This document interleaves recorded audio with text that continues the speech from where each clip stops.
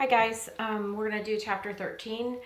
I thought about splitting it up into a couple of sections, but the first part of chapter 13 is just information for the test, so there's no homework involved, so I'll probably do 13 as a whole one.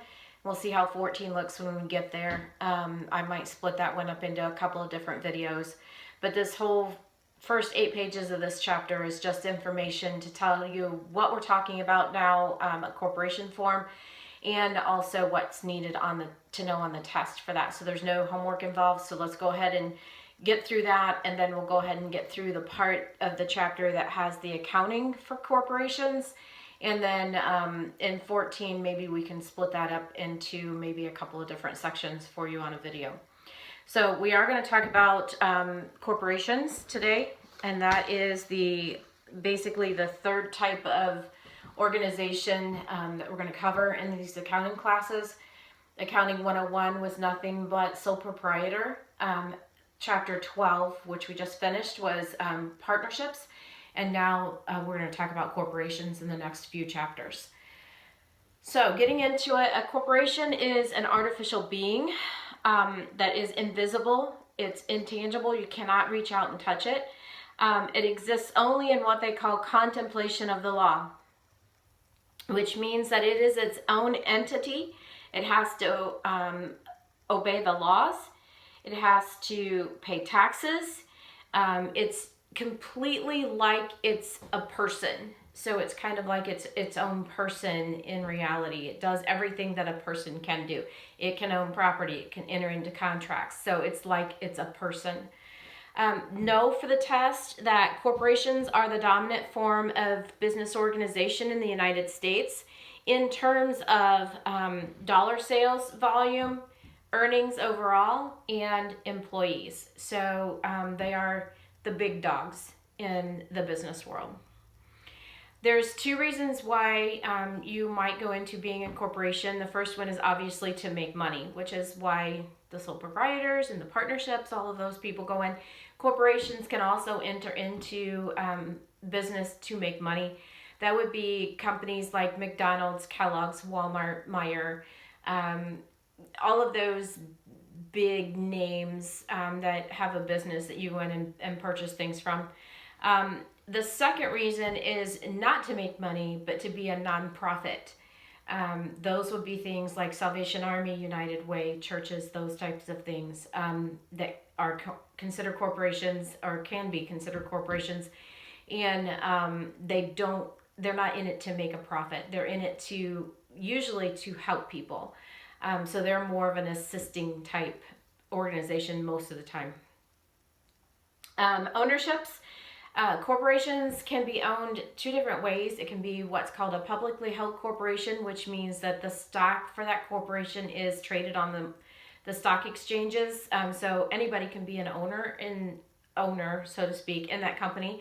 As an owner, you are basically a shareholder. So if you are a shareholder, then you are part owner of the company or the corporation.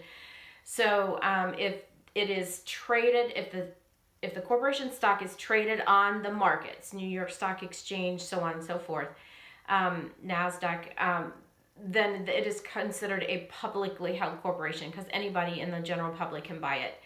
The second option then is privately held, which means that only those people internal of the corporation owns their stock. It's tightly held, they say. Only these few people have shares of our stock. Know for the test that for a privately held corporation, the shares of stock are not sold on the general public market. Now we're going to talk about the characteristics of a corporation, and these can be found on page 3 of chapter 13 and following. There's a couple of them, at least one towards the end that is going to be both a plus and a minus for corporation, but we'll talk about that when we get there. The first one is advantage-wise, and you need to know these for the test, some of them. Separate legal existence, which means that when we were a sole proprietor or when we were a partnership, we relied as the business on somebody in particular being alive. A corporation doesn't have to do that. A corporation is like it's its own person, so it doesn't have to rely on anybody for anything. So the CEO of a corporation can pass away, and it's okay. The business just keeps right on going. They appoint somebody else for that position. The board of directors has a meeting. They have a vote from all the stockholders, and a new CEO comes into his place. So it's not that that person has to stay alive for this business to continue. A corporation just keeps on rolling. So there's nobody that it relies on. It's legally separate entity from its owners or the stockholders. It acts in its own name, so it's like it doesn't rely on anybody. The second one is called limited liability of stockholders. When we were a sole proprietor and when we were a partnership form of business, we had what was called unlimited liability, which meant they could come and get your stuff. That is not the case with ownership or stockholding in a corporation. They can't come get your stuff. You're protected that way. The only thing they can tell you is that your shares of stock are now not worth anything. So that's what you're out. Whatever you paid for those shares of stock is your loss. So know for the test that the stockholders' losses are generally limited to their capital investment in the corporation, how much you paid for your shares of stock. And also with saying that the stockholders have limited liability, know for the test that the creditors or the people that the business owes money to only have corporate assets to satisfy their claim. They can't come and get the stockholder stuff. They can only come and get the stuff that the corporation owns itself. The third advantage to be in a corporation form is how easy it is to transfer the ownership. Know for the test that the ownership of a corporation is shown in shares of capital stock. You have to have shares of stock to be a owner, okay? It can be sold like this. So let me give you an example. If I have Kellogg stock and I want Frosted Flakes, and I go to the store and I buy a box of Frosted Flakes, and I get home and there's just not enough frosting on my flakes, I can call my broker or get online and do this myself and sell my shares in Kellogg because they don't put enough frosting on their flakes, so I don't want to be part of that anymore. So instead of now having Kellogg, I decide to buy Post instead. So now I go to the grocery store and I'm not buying Frosted Flakes anymore because they're not frosted. I'm going to buy myself some Raisin Bran. So I take my Raisin Bran home and I pour it in the bowl, and guess what? There's 3 raisins in my whole big old bowl of cereal. So now I'm ticked at Post because they haven't put enough raisins in their cereal. So I get back online or I call my broker and I sell Post. And I said, you know what? I'll just like the honeybee. Just give me Cheerios, give me General Mills. I mean, it's that simple. You can just decide, okay, today I want to be owner in this. Tomorrow I want to be owner in that. So I'm going to sell this and I'm now have that. So it's very, very easy to do. So that's advantage number 3.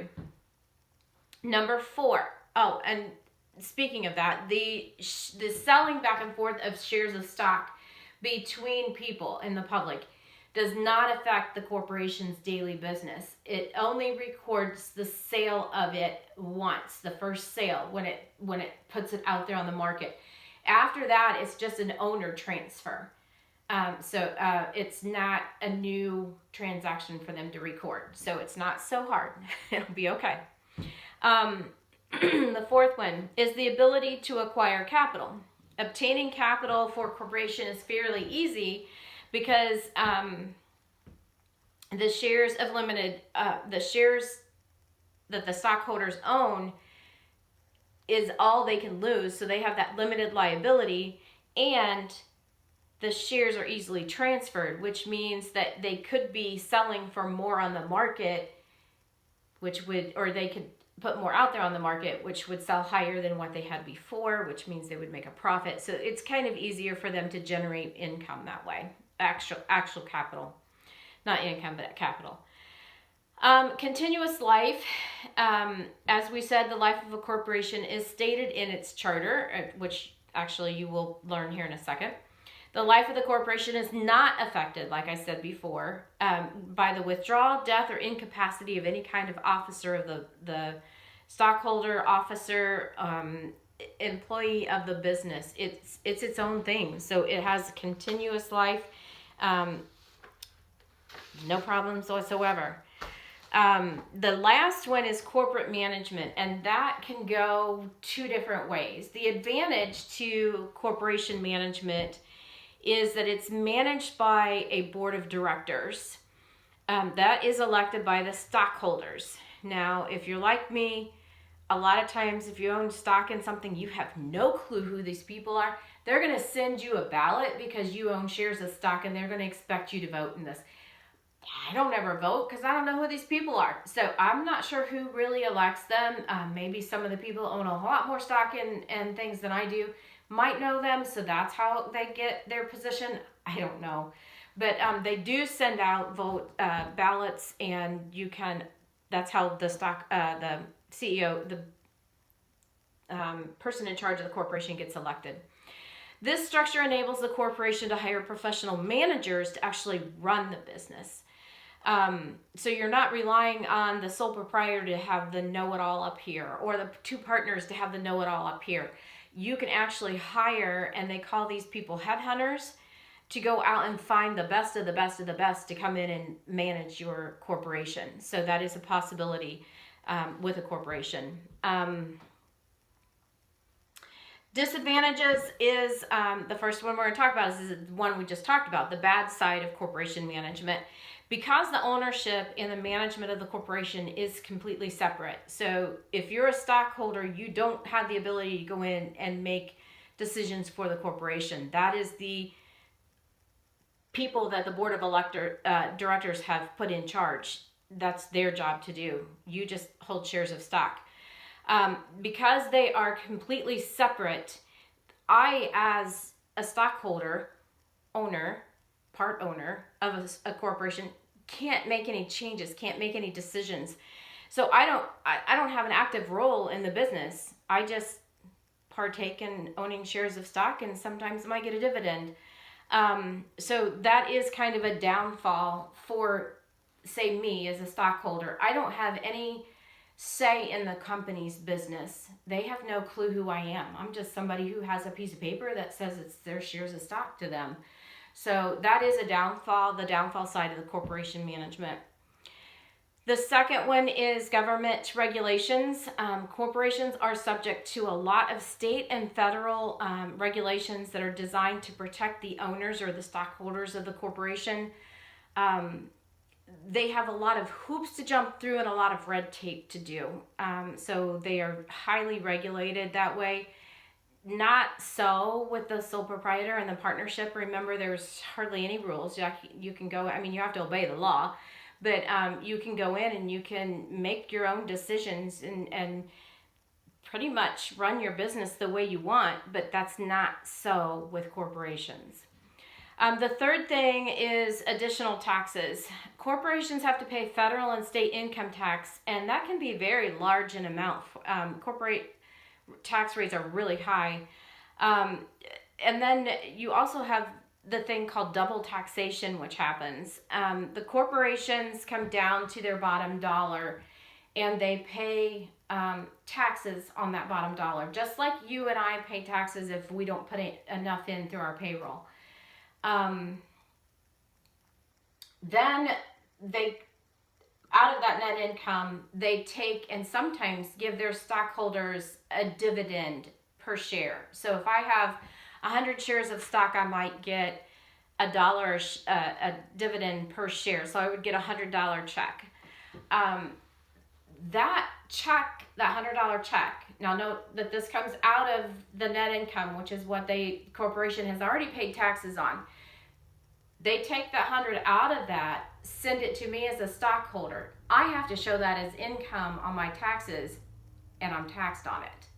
So that's the double taxation. The corporation is taxed at their rate, and then I'm taxed at my rate as income. So that's a pretty big downside to the corporation. Forming a corporation on page 5. You can see how the corporation breaks down in that illustration there on 3.1. That's kind of a typical way that it breaks down. You've got the stockholders at the top, which is all the people that own the shares of stock. You've got the board of directors, the chief executive officer and president, and then you have all the people underneath. So it's kind of like a hierarchy. Now, how do we form a corporation? The first thing in forming a corporation is to apply with the Secretary of State in the state in which you want to be incorporated. Now, you don't have to be a Michigan corporation just because you're in Michigan. You can be a Delaware corporation and be a Michigan business. So you have to decide exactly where you want to incorporate because there are different laws in different states, and some of them have better reasons to be corporations there than where you physically are located. So you have to decide which state you want to be in, which one you want to be incorporated in, and pay attention to what laws are most favorable for your type of business there. After the application fee is paid and the application is approved, a charter, it's also called Articles of Incorporation, is granted. This is going to create your corporation. Now, after you get your charter, then you are going to sit down and create the bylaws of the corporation, which is basically the rules, procedures, relationships of the people that are involved, that type of thing.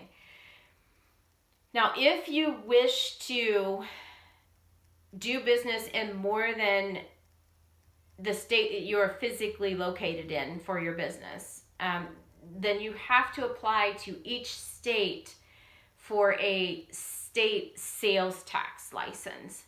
So if I wanted to do something that was going to require sales tax, and I'm in Michigan, but I wanted to do tri-state business with Ohio and Indiana, then I would not only have to have a Michigan sales tax license, but also an Ohio and an Indiana one as well. So you have to make sure that you've followed all those procedures and that you're collecting the correct sales tax for each of your sales. When I was with the accounting office, we had an individual who did tri-state business. And of course, you had to know on the invoice where the stuff was sold to, because that's the sales tax that you needed to collect. And then you need to make sure that you have the right amount being remitted to that state every so often according to their rules. So it can get kind of hairy and you have to be very, very careful with it. So you have to know where you're selling your goods, what the tax rate is, and then what the remittance rules are. So keep that in mind if you ever want to do business in more than one state. The costs incurred in the formation of a corporation could include things like the fees to the underwriters for the handling of the stocks and bonds, legal fees, state and corporation fees, promotional expenses in the that are incurred in the organization of the business. Those are expensed when they're incurred, and they're going to use an account called organization costs. We used to put that in an account and then amortize it, but I don't think they amortize it anymore. I think they just expense it right off, like they said, and just call it organization costs, part of starting up your business. Ownership rights of stockholders. This is on page 7 in the top box. So proof of ownership is given through the issuance of a stock certificate. That's what's shown in the bottom box there on illustration 3.4. If only one class of stock is listed, then you are to consider it as common stock. You need to know that for the test. So again, if in a corporation only one kind of stock is listed, because we're going to talk about 2, actually we're going to talk about 3, but for the general public there's 2. So if only one kind is listed, then it's common stock. Each share of common stock is going to give the stockholder those rights in that top box on page 7. It's going to entitle the stockholder to 1 vote in the election of the board of directors and in corporate action requiring stockholder approval. That's when I said they send out those vote ballots and stuff. The second thing it does is it gives you a share of the corporate earnings through the receipt of a dividend. Should the corporation decide to declare and give a dividend, they don't have to. But you have the ability to have that if you have that share of stock. And the third one is the preemptive right. That is the right to purchase any additional shares of stock in proportion to your present holdings in the corporation should they release new stock. And you need to understand that one for the test. So the preemptive right says that right now I own this percent of the company's stock. If they issue new shares of stock out on the market, you have dibs on those shares of stock to keep your holdings still at 30%. So if I own 30% now, they stick more out there, I have the right to take dibs on those shares of stock to keep my holding with this new issuance at still 30%. So that's what that means. And the fourth is a claim on corporate assets in proportion to your holdings if the corporation is terminated. You generally won't have anything left, and a lot of times your shares of stock are just not worth anything because there's nothing left. So you do have, if they sell everything off, they close the business down, and there is stuff left, you do have a right to part of that because you are a stockholder. Issuance considerations. Authorized stock. I'm going to talk about some terminology here. If it's authorized stock, then I'm talking about the amount of stock that a corporation is authorized or allowed to sell, and that is indicated in the charter. So when I talk about authorized, I'm talking about the number of shares of stock that the corporation has been told that they are allowed to sell officially in their charter when they applied for their incorporation status. At the time of incorporation, the amount listed normally is supposed to include what they would consider their initial push on stock and any additional shares they think they might ever need in the entire future of the corporation. So the intention is to pick a number that's high enough that they won't ever have to work on getting more, okay, or being authorized to sell more. No journal entry is required to record this information. It's just a tidbit that's in the charter that says, hey, we're this corporation and we are authorized to sell this many shares of stock. Now, if they issue the stock, a corporation can issue common stock directly to the investors. So I can go and directly purchase it, or it can be indirectly to investors by way of a broker. So what they could do is put the shares out there on the market themselves. You could buy them straight from them, or you can sell them to a brokerage firm, and that brokerage firm then can sell shares of stock to their people, or anybody wanting to come in and buy shares of stock from them. So it can be done those two ways. If they choose to go the indirect method, they might underwrite, the investment firm might underwrite the entire issue of stock and then resell it to the general public or to their own individual clients. And that, of course, because they're in business to make money doing that, then the price that they buy it from the corporation, the whole kit and caboodle, is going to be less than the amount that they're going to be selling it to the public than themselves. So that's where they make their money. They have that little markup there. Market value of the stock. This is not in your book, but it's something that I kind of want you to know. Is the stock of publicly held corporations. It's traded on the organized exchanges at a dollar amount that's established between the buyers and the sellers. If you've ever watched a movie that shows a stock exchange bell, Okay, it's the 5-minute bell, and on the movies, it goes crazy. Is the best way of putting it. You've got people buying and selling, buying and selling, buying and selling, buying and selling.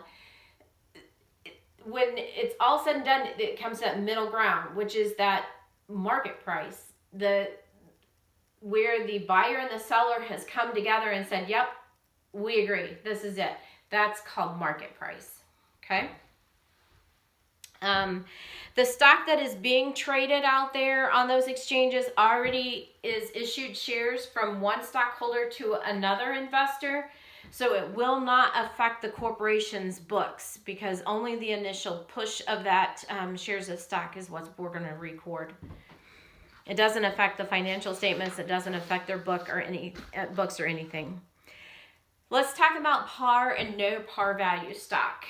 Par value stock, no for the test, is the capital stock which has been assigned a value per share in the charter. Okay, so when they applied with the Secretary of State to become a corporation, they got this charter. And the charter can specify a dollar amount per share. That's called par value. Doesn't have to, but it can.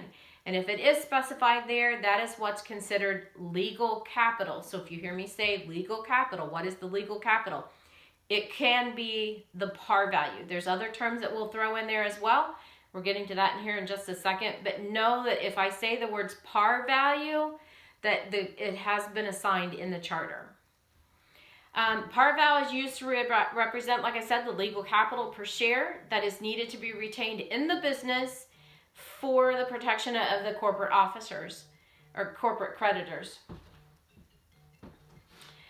Many states do not require a par value to be assigned now, so they don't have to do that in the charter. It can be done, but it doesn't have to be.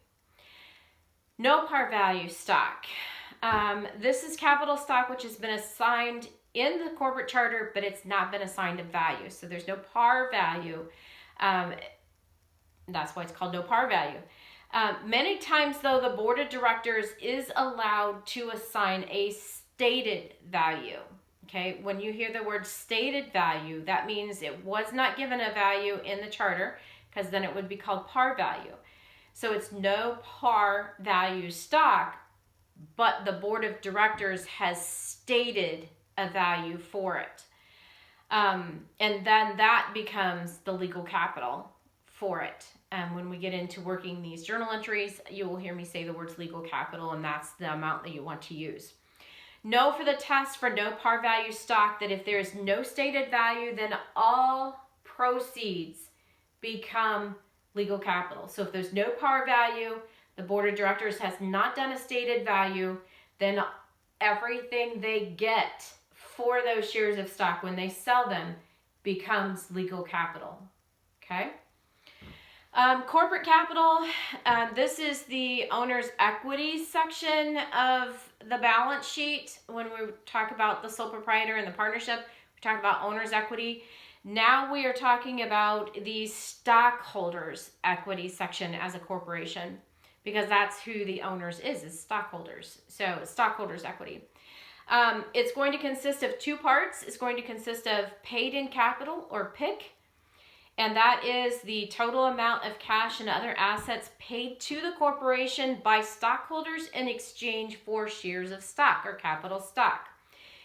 We call this contributed capital, because the business didn't do anything other than issue shares of stock. So it's not anything that they did. It's other than issuing those shares of stock out there on the market. They didn't do their job to earn it. They just issued shares of stock. So it's contributed capital from the stockholders. The second part is called retained earnings. I abbreviate that RE. Know for the test that this is net income that is earned by the business doing their job, what they opened up to do, that is retained in the corporation. So we're going to call that retained earnings. It's earnings or income retained in the business. This is recorded in the closing entries by debiting, the third one, by debiting income summary and crediting retained earnings. So retained earnings is like the capital account, when we got down to net income or net loss and income summary, we debited or credited that to owner's capital. Now the account that you use for that is retained earnings instead. This is called earned capital because the business doesn't get it unless it does its job. So that is earned by the business. They had to do their job in order to get it. Let me see what brief exercise 13.2 is real quick.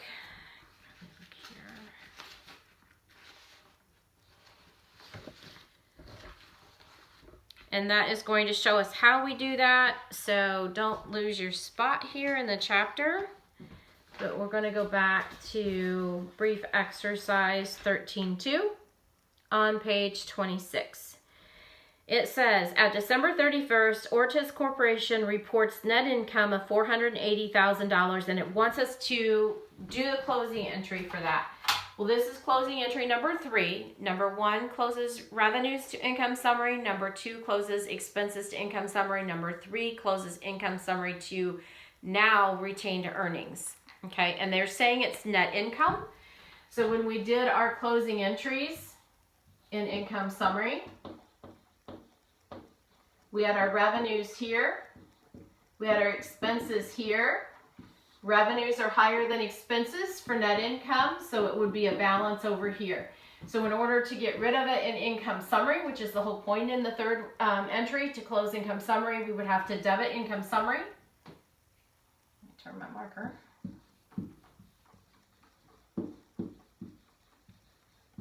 For the $480,000 and credit retained earnings for the $480,000. Okay. Now in all of the other closing journal entries that we've done so far, you've had 4. The last one is to close draw to capital. You don't have a draw account for corporations. So corporations only have 3 closing entries. So this would be the final one for a corporation. I think I'm actually going to take a second and go ahead and cut this video off right here at about 32.5 minutes. And then I will start the second half up. I am going to go ahead and split it up. So this one is just getting you going. The next one we're going to jump right in.